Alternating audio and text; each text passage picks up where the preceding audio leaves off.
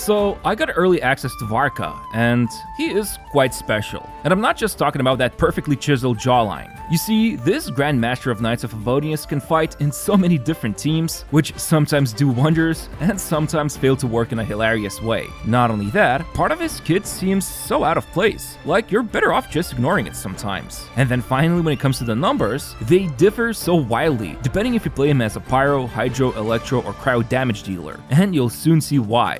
But yeah, in this video, I'm gonna review and showcase Constellation Zero Varka. I'll compare him to some other units because why not, and we're gonna take a look at his damage potential, as well as which teams he excels in. But at the same time, I'll also point out some of the problems I've had with his playstyle, and share my honest thoughts about him, so that you can decide for yourself if he's worth pulling for. Okay, so I will be mostly showcasing Varka with title Shadow Claymore, which can be crafted for free, but I'll be real. Compared to other weapons' damage output shown here, mainly his own signature, there's a huge damage difference between the two. Like, the signature is about 30% or even sometimes higher, and typically that would be sort of fine, but his free-to-play potential feels kinda weird considering the current trend of DPS units, and I'll talk about this more later on in the video. Anyway, he's also using a day card from Rising Wind's artifact set with Attack Sands, Attack Goblet, and Critical Rate Circlet, and then his talents are all raised to level 10, and of course, he is Constellation Zero. Oh, and yeah, remember, this is creator experience server footage, so final content is subject to change. Now, Varka is quite the man because essentially he can deal damage with 5 different elements: Anemo, Pyro, Hydro, Electro, and Cryo. The last 4, also known as Fech elements, will be the primary ways to deal damage with him because playing him as a pure Anemo DPS is just a massive cope. I don't know what to tell you, it's bad. He can't even use his special skill in a mono Anemo team, or if mixed with some Geo units. Maybe not as bad as Chaska just shooting Anemo bullets, but pretty close. Still, let's examine how his elemental shenanigans work. Basically, when you tap the skill, he does a cool sword dive animation, which deals decent AoE damage once, generates 5 to 6 Anemo particles, which is quite a lot, and then he gains elemental infusion for one of his claymores for 12 seconds. That's right, this Favonian Chad fights with 2 claymores. One claymore will always deal Anemo damage, and the other, which will be the equipped claymore, will have one of the Fech elements instead. Interestingly enough, the first normal hit always deals Fech element damage, but then hits 2 through 5 each deal both Anemo and the infused element damage. On top of that, he can store up to 2 charges of his special skill, which always starts off on a cooldown,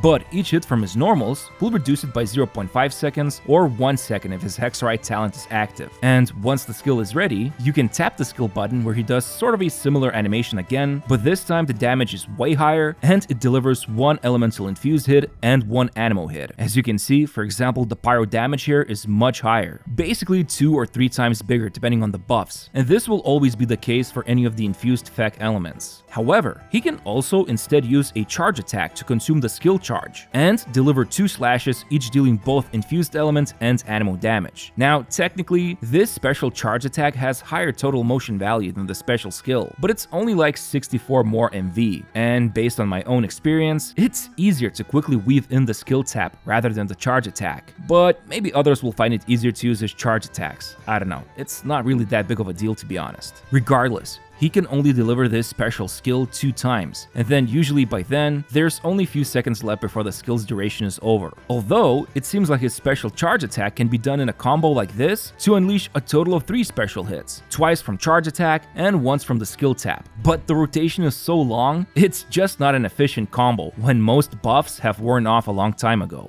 But speaking of which, here's a really basic rotation. After the team has set up the buffs, swap to Varka, immediately use the skill to enter his infused mode, do a full 5 normal attack string, and afterwards instantly tap the skill or use charge attack. Then do another 5 normal attack combo, and use the special skill or charge attack once more, and then weave in final few normal hits before he exits the mode. Although, one thing to note, the special skill or charge attack can become available even after the 4th hit sometimes, which is pretty interesting. But yeah, this means there's definitely many ways you can mess around with his combos, some of which where you can also include the burst, although that thing will soon be exposed for its lack of power. But frankly, most of these combos still lead to roughly the same damage performance. But as I said, he deals 2 different damage types, one of which is always Anemo. However, after extensive testing, here we can see that Anemo makes up roughly 22% to 34% of his total damage, while the rest of it is all Pyro. Still, it really depends on which Fech element he is infused with, what buffs and what teammates he has. Either way, as you'll notice with the current build and team here, he can dish out about 1.1 million damage over 10 seconds, which is when he is at his strongest, but the moment things like Benny's buff or attack/damage buffs wear off, his DPS nosedives, usually right after his second special skill or charge attack. Keep in mind though, he has wild DPS performances depending on the element and teammates, and I'll talk about that in a moment. Aside from that, you can also hold down his skill when casting it initially, and he does this cool traversal leap, which feels super satisfying to pull off. Great for world exploration, and it's also funny how his last passive talent can decrease the hold cooldown further for every additional party member from Mondstadt. Oh, and yeah, you might be wondering, what about his regular normal attack talent? Well, it's physical damage, so pretty much useless. I only leveled it for fun, but I wouldn't recommend doing that to be honest. Maybe raise it to level 6 at most. The skill mode obviously reuses the same normal attack animations, just with infused Anemo and Feck element, but that's pretty much it. The skill grants new multipliers to his regular normals, so all his actual damage resides in the skill. But how does he actually gain the infusion for the skill? Well, it's quite simple. The reason I kept saying Feck element is that it also follows the same priority. Pyro has highest priority, followed by Hydro, then Electro, and finally Cryo. So if he is in a team with Furina and Benny, his infused element will be Pyro. And I did try out quickly a vape team this way, however it was not that amazing. And it all has to do with the first passive talent. You see, first of all, he can gain up to 25% Anemo damage bonus and another 25% for the other infused element, which can be achieved when he has 2500 attack, and this will be very easy target to reach with any of his builds. Obviously, as I said, this only works for one other element, so in that vape team, he would only gain 25% pyro damage bonus and 25% Anemo damage bonus. However, here's the most crucial part. When his team is made up of at least 2 Anemo units, or 2 of the same Feck elements, his normal attacks, charge attacks, special skill, and special charge attack are increased by 140%, and this is a true multiplier. Literally, damage goes up by 1.4 times. But get this, when the team is made up of exactly 2 Anemo and 2 of the same Feck elements, so for example if it's double Anemo double Pyro, then this number goes up to 220% or 2.2 times. This is an insane damage increase, and realistically speaking, if you want to maximize Varka's damage, you will always want to run him with another Anemo unit and then 2 of the same Feck elements. This is why his vape damage is kinda meh compared to every other team comp that will follow this restriction, because it loses out on additional 80% true multiplier, which is a massive DPS loss for him. Now, there's also the second passive talent, which essentially allows him to increase his normal, charged, and special skill damage by up to 30% when anyone triggers swirl reaction in the team. Basically, he can gain up to 4 stacks, and each stack gives 7.5% damage increase this way. And then, since he is a Hexarai unit, he also has a Hexarai passive, which allows his normals to reduce his special skill or charge attack cooldown by 1 second instead of 0.5 seconds. I would say this is a pretty important talent to utilize, meaning you'll want him in a team with another Hexarai unit because, for example, with the passive enabled, he can unleash the special skill after the first 4 or 5 normal hits, whereas without another Hexarai unit, it would be only after full 5-hit combo and 2 additional normals. This matters because he can unleash bigger damage while the buffs last, and sometimes it's even hard to use the second skill tap or charge hit if you get interrupted or if you dodge too many times. So yeah, ultimately, his preferred teams are with another Hexarai unit, while also the comp is made up of 2 Anemo and 2 of the same Feck element units. Finally, this leaves us with the burst, and I don't know what happened here, but this is probably one of the weakest bursts in the game, no joke. I mean, the animation looks really cool, but it's also very long, I think one of the longest. Not only that, he just delivers 2 hits. First one will have higher multiplier, which will deal Feck damage, and the other hit will be Anemo. But here's the funny part. This burst does not benefit from his first or second passive talent's damage increase. And that is a huge chunk of boosting we're talking about. In fact, the special skill and charge attack both end up dealing a lot more damage than the burst, and they take far less time. Like, I'm talking about the burst being a big DPS loss if used when Varka is utilizing buffs. So in reality, I would only use this burst in some wacky combos, or maybe at the end of his skill's duration, if I need to finish off some enemies. On the flip side, at least this means you can easily ignore energy recharge on him. It's definitely not worth building this stat. Just use the burst whenever you feel like it will be useful. Overall, Varka is all about dealing damage with the skill, and then landing additional special skill or charge attack hits whenever the cooldown is over. That's pretty much it. Now it's time to take a look at all his different elemental team comps and how well they perform.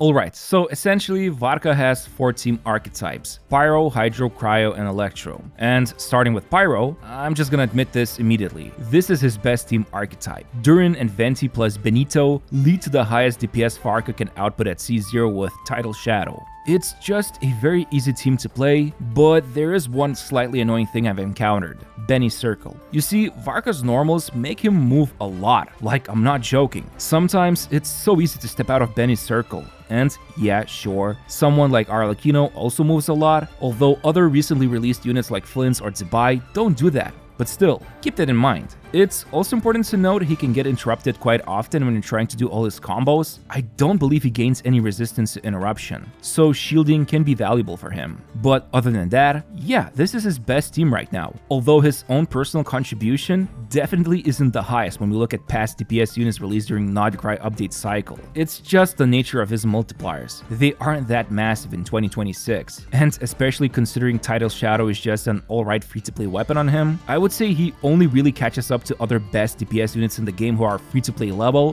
when he has his own signature. On the flip side, he has a ton of flexibility when it comes to team comps, and for example, his free-to-play Pyro team comp made up of Thelma, Benny, and Sucrose is quite fun, and he still outputs roughly the same damage, maybe 10% worse than with Durin and Venti. However, without Durin and Venti contributing their own damage, you will absolutely notice the overall difference. I tried running Xiangling instead of Thelma, but she makes Varka lose out too much on Benny's buff uptime. Moving over, next we have Hydro. I went for Farina, Jean, and Mona. It was a fine team, but I will say if Mona is not C4, then I would probably run Yelan instead. Yes, he will lose out on Hexrite buff, but this team is already quite behind Pyro variations, and at least with Yelan, she provides some decent sub DPS, she also boosts Varka's damage, and she benefits from Farina's buffing too. Also, if you have C4 Jean, that Anemo resistance shred is quite good, but obviously it's only buffing like 30% of Varka's total damage, which ironically does become more dominant with Jean's C4 buff. Now, if you want to run a pure 4-star variation, I'd say Sucrose, Xingqiu, and perhaps Dahlia could be a fun team to try out. Attack speed on Varka is pretty decent, like he can deliver a couple of more extra hits, but more importantly, Dahlia also provides shielding, which can help Varka avoid interruption when doing his combo-wombo attacks. Next, we have Cryo Varka with Escoffier and Shenhe with either Venti or Sucrose. This team definitely feels like his second strongest option after Pyro, and interestingly enough, since Cryo Resonance provides 15% critical rate boost against Cryo affected targets, it's possible to swap out critical rate Circlet with crit damage when Varka is using Tidal Shadow, or really any other weapon without crit rate substat. Like, it's kinda enough for him to reach 80 to 90% critical rate this way. And by doing that, I definitely felt a difference when he was using critical rate versus critical damage Circlet. The DPS increase jumped up by 12%, plus Shenhe's Quills benefited from that too. Also, one of the next upcoming Stygian Onslaught bosses will be Secret Source Automaton, and funnily enough, Varka can defeat it on fearless difficulty with this team.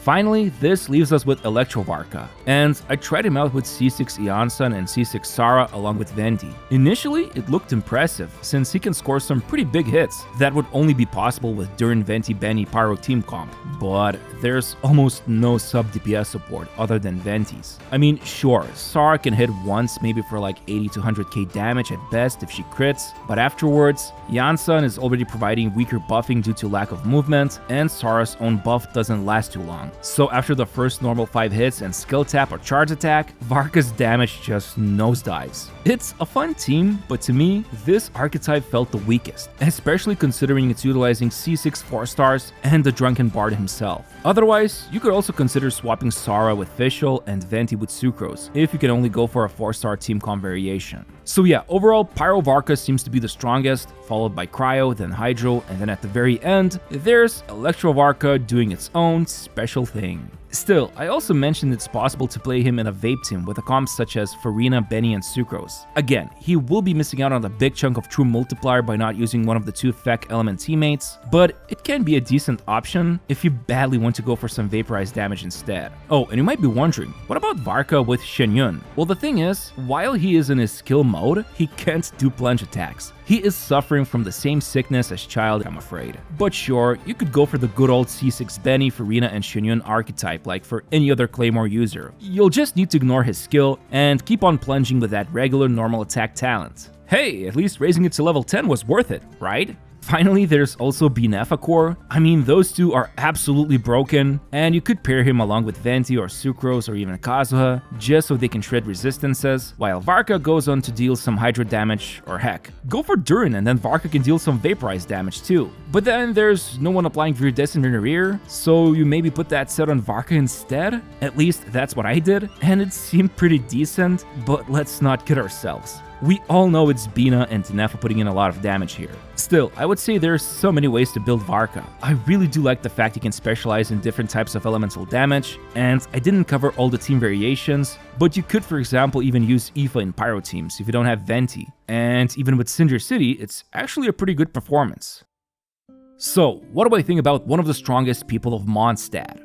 Well, this was a quote from the game, but from my side, I think Varka is really fun to play with. He has a ton of different teams and variations, and of course, he looks like a buff dude. We need more buff dudes in Genshin, or is it just me? Still, from all that extensive testing I've done so far, I think in the current environment, after all the ridiculous not-to-cry DPS units, he falls a little short in that aspect. Maybe it's because there's no good 4-star weapon alternative for him. Like, Tidal Shadow was fine, but whenever I would swap to his signature, I just felt a massive difference in performance. There's also Earth Shaker, but this weapon is just for PYRO Teams and if there's no healing involved. Also, I haven't yet tested his constellations, but I heard he gains a lot of power at C2 as well. So, I'm not sure. At C0 with a 4-star weapon, he just seems fine, but definitely not the most amazing or even top damage dealer. The numbers don't lie, and I didn't just do some theory crafting in the sheets. Instead, I made sure to test him properly in the game and recorded and looked at all the numbers popping up and came to a conclusion that if you absolutely care about the meta, he is just not going to meet the demand right now. Who knows, maybe some support unit will be released later down the line and he will become really powerful thanks to that, but right now, I would say if you want to use him in some endgame stuff, he can work in upcoming Stygian for sure in a cryo comp. But to achieve some modern DPS, I'd say some vertical investment might be something worth considering, such as getting his signature. But again, I didn't have problems with him clearing Abyss with just Tidal Shadow, although some teammates like Durin for Pyro comps absolutely can make you feel a big difference too. Overall, Varka is decent at C0 without his signature, but I would say the best thing about him is the flexibility, because that at least gives him some strong future proofing with all the elements besides Geo and Dendro. Although in my own subjective opinion, the best thing I liked about him was the playstyle. It's just really fun to swing around 2 Claymores, and I really like the fact I can make him deal all kinds of different damage when trying out different Fect teams. Anyway, remember, this is just my own opinion, and I hope you learned something cool about Varka from this showcase. Be sure to press the like button on this video to help support my channel, and don't forget to subscribe. Thanks for watching, and I'll see you next time.